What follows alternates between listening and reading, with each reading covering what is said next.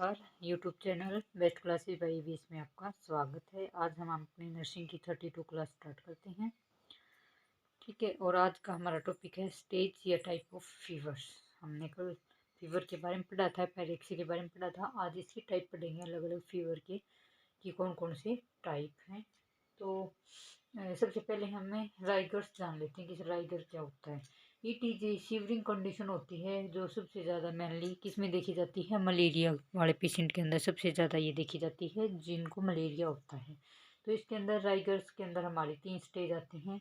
First stage होती है cold stage, second stage होती है हॉट स्टेज और थर्ड स्टेज होती है स्वेटिंग की। इसके अंदर ठंड लगेगी, इसके अंदर गर्मी लगेगी, इसके अंदर बहुत ज़्यादा स्वेटिंग आएगी। ठीक है, स्वेटिंग आने की वजह से फिर एकदम से हमारे क्या हो जाएगी, बॉडी ठंडी हो जाएगी। तो ये राइगर्स क्या होता है, एक शिवरिंग कंडीशन होती है। क्या होती है, एक शिवरिंग कंडीशन होती है जो सबसे ज़्यादा मलेरिया वाले पेशेंट के अंदर हमें देखने को मिलती है। और इसके अंदर कितनी स्टेज आती हैं, 3 स्टेज आती हैं। फर्स्ट स्टेज हमारी होती है कोल्ड स्टेज, सेकंड होती है हमारी हॉट स्टेज और थर्ड स्टेज होती है हमारी स्वेटिंग वाली स्टेज। अब टाइप ऑफ फीवर के बारे में पढ़ लेते हैं, या स्टेजेज ऑफ फीवर के बारे में पढ़ लेते हैं। हमारा मेन टॉपिक यही है। तो देखो, टाइप ऑफ फीवर के अंदर सबसे पहले है ऑनसेट ऑफ इन्वेशन फीवर, यानी कि ऑनसेट का मतलब किसी चीज़ का स्टार्ट होना। तो टेम्परेचर राइजिंग कंडीशन, ये कौन सी कंडीशन होती है जिसके अंदर टेम्परेचर राइज होता है, बढ़ता है, यानी कि टेम्परेचर राइज होना स्टार्ट हो जाता है। इसके अंदर ज़्यादा फीवर होनी स्टार्ट हो जाएगा। फिर है फर्स्ट इजम या स्टेडियम। इसके अंदर टेम्परेचर मैक्सिमम, यानी कि जो टेम्परेचर है वो अपने हाई लेवल पर चल देता है। मैक्सिमम ज़्यादा से ज़्यादा जितना उसका लेवल होता है वहाँ तक पहुँच जाता है और रिमेंस रुक जाता है वहीं जाके। ठीक है, सेकंड स्टेज क्या है, फर्स्ट स्टेज या स्टेडियम। इसके अंदर मैक्सिमम टेम्परेचर जाएगा और एक जगह जाके रुक जाएगा। यानी कि मान लो 103 डिग्री पे रुक गया, 104 पे रुक गया, 102 पे रुक गया, 100 डिग्री पे रुक गया। जितना भी मैक्सिमम जितना भी जाना होता है टेम्परेचर को वो चला जाता है और वहाँ पे जाके रुक जाता है। फिर है डिक्लाइन या फिर डिफरवेसेंस, यानी कि इसके अंदर क्या हो जाएगा, कम हो जाएगा। जो राइट टेम्परेचर है वो रिटर्न टू नॉर्मल, अपने नॉर्मल स्थिति के अंदर आ जाएगा। इसके अंदर 2 टाइप्स होते हैं डिक्लाइन के अंदर। तो एक होता है क्राइसिस और दूसरा होता है लाइसिस। क्राइसिस के अंदर क्या होगी, sudden fall in temperature at normal level. एकदम से जो टेम्परेचर है वो नॉर्मल लेवल पर अचानक से आएगा, एकदम से सडन फॉल क्या होएगा वो टेम्परेचर, यानी कि अचानक से टेम्परेचर क्या हो जाएगा, बिल्कुल कम हो जाएगा। अचानक से उसके अंदर गिरावट आएगी, नॉर्मल टेम्परेचर पर पहुंच जाएगा। टेम्परेचर आके मान लो 105 डिग्री फ़ारेनहाइट टेम्परेचर और अचानक से 98 डिग्री पर आकर रुक जाना। अचानक से वो क्या आएगी, उसके अंदर गिरावट आएगी। ये भी क्राइसिस 2 टाइप का होता है, एक ट्रू क्राइसिस होता है और एक फास्ट क्राइसिस होता है। यानी कि क्राइसिस का मतलब एकदम से टेम्परेचर क्या होगा, सडनली फॉल होएगा। सडनली फॉल होने के अंदर हम क्या देखेंगे, एक तो ट्रू क्राइसिस देखेंगे। अगर यानी कि जो टेम्परेचर वो तो डिक्रीज हो गया, decree temperature improve patient condition, साथ साथ में टेम्परेचर तो कम हुआ लेकिन उसके साथ साथ क्या पेशेंट की कंडीशन में भी सुधार आया है। अगर सुधार आया है तो वो ट्रू क्राइसिस है। First crisis decrease temperature, temperature decrease हुआ है, कम हुआ है, but no improvement in patient condition, लेकिन पेशेंट की कंडीशन में कोई भी सुधार नहीं आया। टेम्परेचर क्या हो गया, डाउन चला गया, लेकिन पेशेंट की कंडीशन के अंदर कोई भी सुधार नहीं आया, उसके अंदर कोई भी हमें सुधार देखने को नहीं मिला। ठीक है, इम्प्रूवमेंट नहीं हुआ इसके अंदर। तो ये फॉल्स क्राइसिस होगा। और ट्रू क्राइसिस जिसके अंदर टेम्परेचर भी कम हुआ और पेशेंट की कंडीशन भी क्या हुई, उसमें भी सुधार आया। दूसरा है लाइसिस। लाइसिस क्या होता है, राइज टेम्परेचर। इसके अंदर तो क्या हो रहा था, सडनली फॉल हो रहा था, लेकिन इसके अंदर क्या होगा, राइज जो टेम्परेचर है वो return in normal by zigzag manner के द्वारा क्या होगा, वो डाउन आएगा, या फिर और ग्रेजुअली या धीरे धीरे बोल सकते हैं। तो ये हमारे आगे भी कई प्रकार के हैं ये फीवर के टाइप, आगे भी पढ़ेंगे। ठीक है, लाइसिस क्राइसिस और लाइसिस के अंदर ये डिफरेंस है कि क्राइसिस के अंदर जो नॉर्मल टेम्परेचर जो आएगा वो सडन फॉल अचानक से आएगा, और लाइसिस है वो धीरे धीरे जिग जैग या फिर ग्रेजुअली धीरे धीरे टेम्परेचर नॉर्मल आएगा, लेकिन नॉर्मल आ जाएगा। फिर क्राइसिस ट्रू क्राइसिस जिसके अंदर टेम्परेचर डिक्रीज होता है और पेशेंट की जो कंडीशन है उसमें सुधार आता है।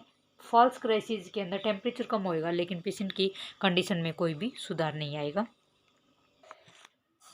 अगला है कंटिन्यूस या फिर कंस्टेंट फीवर। इसके अंदर क्या होगा, temperature various less than 2 degree Celsius between morning and evening but not come normal. ये कह रहा है कि कंटिन्यू फीवर वो होएगा जिसके अंदर सुबह की शाम का टेम्परेचर और शाम के टाइम का जो टेम्परेचर होता है उसके बीच में 2 डिग्री सेल्सियस का अंतर होता है। यानी कि 2 डिग्री सेल्सियस सुबह अगर मान लो 99 है तो शाम को 101 डिग्री मिलेगा, या फिर सुबह 101 है तो शाम को 99 डिग्री मिलेगा, बट नॉट कम नॉर्मल, परंतु नॉर्मल नहीं आएगा। यानी कि इसके अंदर कंटिन्यू फीवर रहेगा। बस सुबह और शाम के टाइम का जो डिफरेंस है वो 2 डिग्री सेल्सियस से भी कम होगा, लेस देन 2 डिग्री सेल्सियस से भी कम होएगा, बट नॉर्मल नहीं आएगा।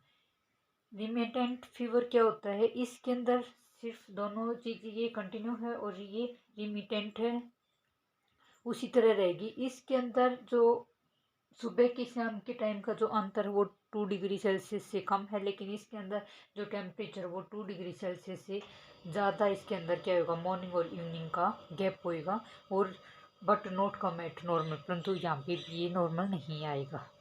ठीक है, दोनों के अंदर कंटिन्यूस और रिमिटेंट के अंदर ये डिफरेंस है कि कंटिन्यू के अंदर 2 डिग्री से कम सुबह के और शाम के टेम्परेचर में अंतर होएगा, परंतु नॉर्मल वो भी नहीं आएगा।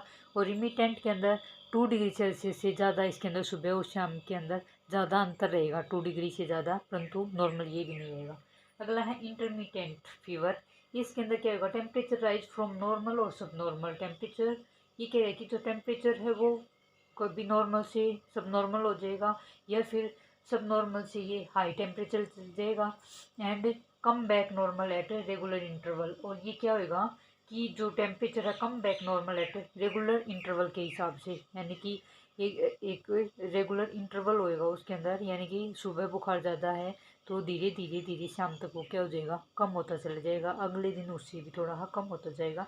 कि इसके अंदर जो टेम्परेचर है वो धीरे धीरे जिस एक नॉर्मल इंटरवल के अंदर, जैसे नॉर्मल टेम्परेचर से या फिर हम सब नॉर्मल टेम्परेचर होता है उससे जैसे हाई टेम्परेचर के अंदर जा रहा है धीरे धीरे, तो उसी प्रकार से वो एक नॉर्मल इंटरवल के हिसाब से, मान लो आज फीवर है वो 99 डिग्री है, कल 100 डिग्री चला गया, परसों 101 डिग्री चला गया, और फिर उसके बाद परसों के बाद वापस से वो क्या हो जाएगा, उससे अगले दिन 4th डे क्या हो जाएगा, 100 पे आ जाएगा, 5th डे वो 99 डिग्री पे आ जाएगा। इस प्रकार से रेगुलर इंटरवल के हिसाब से जैसे फीवर बढ़ रहा था उसी तरीके से वो क्या हो जाएगा, धीरे धीरे कम आ जाएगा।